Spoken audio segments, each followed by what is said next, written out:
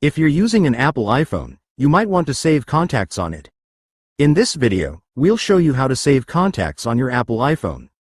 First, open the phone app. You'll see an icon like this. Tap it, and the app will open. Next, if you want to save a number, here's what to do.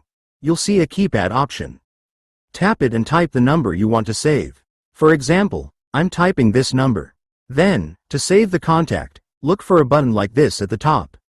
Tap it, and you'll see, Create New Contact. Tap, Create New Contact. You'll land on a page like this, where you can save the contact.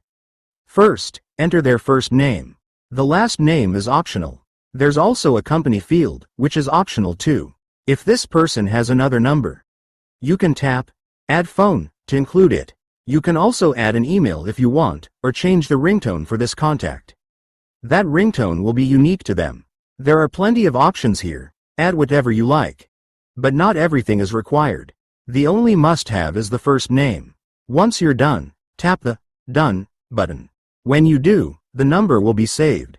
You'll see the contact saved here. Also, if you've received a call and want to save that number, here's what to do. Look for the Recents option and tap it. You'll see your recent calls.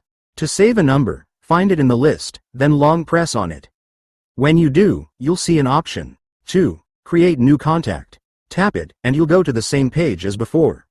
Like earlier, fill in the details, just the first name is fine. Then, tap the Done button, and the number will be saved. That's how you easily save contacts on your Apple iPhone. Hope this video was helpful. If you found it useful, consider subscribing. See you in the next video.